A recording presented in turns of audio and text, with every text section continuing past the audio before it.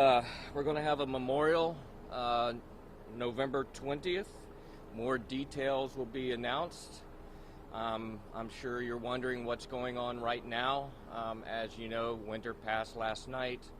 That entire team that was coming to do this, the work and help us figure out the next steps, they are all over today doing a necropsy, basically an animal autopsy, to determine the cause of death, but also we want to learn, the scientists and veterinarians will learn how this very unique animal survived and was able to thrive here at the Clearwater Marine Aquarium. We want to make sure that anytime something like this occurs, that we are able to gather as much information as we possibly can in order to help us save future animals. So, as you know, she was a medical marvel, a very unique animal. I think not only because of her physical condition that inspired so many people, that given her strength and her resilience, that it touched so many lives, but as well, I think that we have learned something too as far as what we can do to be able to save and rehabilitate these animals that have this type of issue and problem. So we want to thank everyone, the entire world. I mean, you have seen what's coming out on social media and emails and so forth, just the sharing of loving and caring, and it's heartwarming. Obviously, I'm touched, our staff are touched. I think you all understand why yesterday we said we would close the aquarium today. We actually have grief counselors here today for our staff, and we're going to have a memorial in this spot. If people want to drop off photos and other memories, you'll get more details about that a little bit later.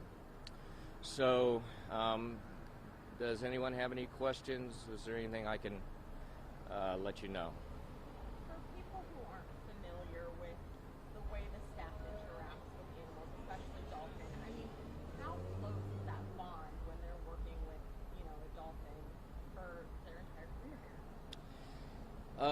Yeah, that's one of the remarkable things about winter, but not only just winter, all the animals we have here. There are these very close bonding relationships, and there are people who have worked and taken care of winter as well as the other dolphins and animals we care for decades. So I'm sure I don't have to tell you how close you get to your own pets, and particularly the spirit and the intelligence of these animals. And as you know, we're not the typical aquarium. We're a hospital, we're a care facility, we're a rehab facility. So the animals that we keep here are not the ones that get collected like you might find in another aquarium. We're their caretakers. And so yeah, it's losing a loved one, absolutely. What are you feeling right now? I mean, we were excited. You brought so much joy and love to hundreds of thousands of people. What are you feeling right now? Personally, you can probably hear it in my voice. I told you yesterday, actually, I'm a scientist, but I do get choked up. I love animals. I've been involved with animals my entire life. And when you have, they do have personalities, and so right now I feel deep sadness, like I've lost a family member, like everyone here at the aquarium. And but I also have a great deal of hope, and this is what sort of keeps us going. The personal inspiring is that, with every loss, what can we do to help that loss make a difference in the future? And that's we are absolutely committed to her legacy. And Ben, is there something you wish you could have done differently now looking back at it? Could have something been done? in in terms of anything that could have been done differently, we did everything we knew to do. We took absolutely the, everything possible, no holds barred. And in terms of anything that we could have done differently, have no idea at this point.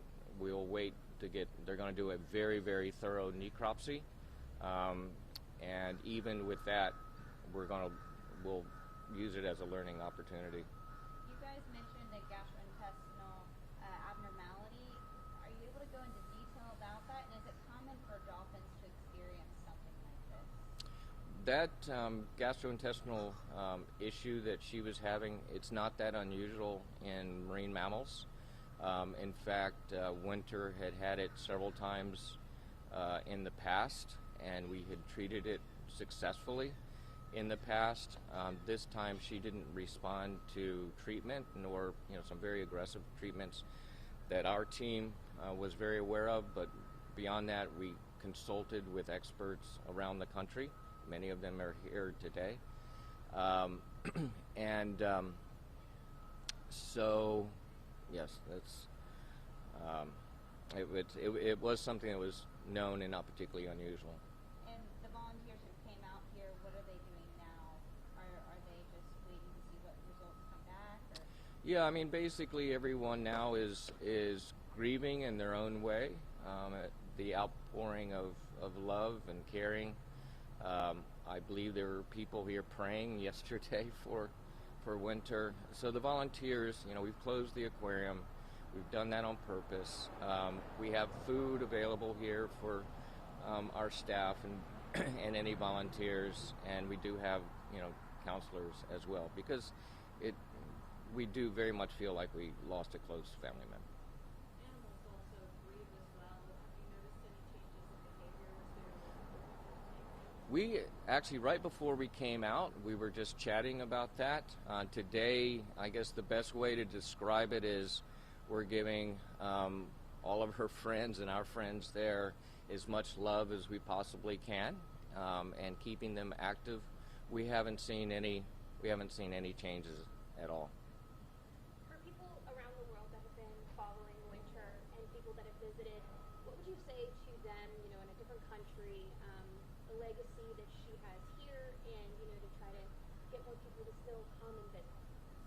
Yeah, so Winter's legacy is going to live on, not only in a virtual way as we sort of reach out and all these people that she has touched, over these 16 years, but part of her legacy is what's behind me right now, which is going to allow us to be able to rescue and rehab and release many more animals in the future, and because our facility has more capacity than it did in the past, it allows us to be able to take in more dolphins and more animals to, from rescue and rehab them. So there's still a lot to see here for people to come.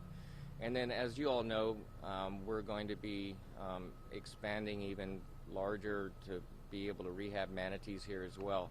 So it's going to continue to be a very thriving place for people, not only who love animals, but also who want to contribute and see what it takes to actually rescue and rehab these individuals.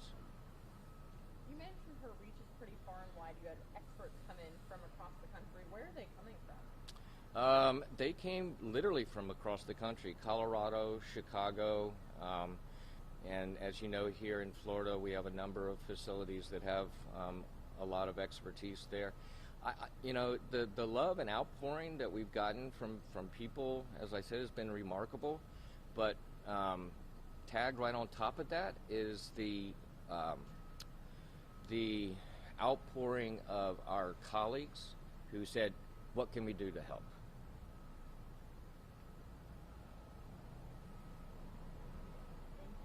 Thank you so much. Thank you. Where do you spell your name? Sure. You want me to do? Yeah. Here. So I'm Dr. James Powell.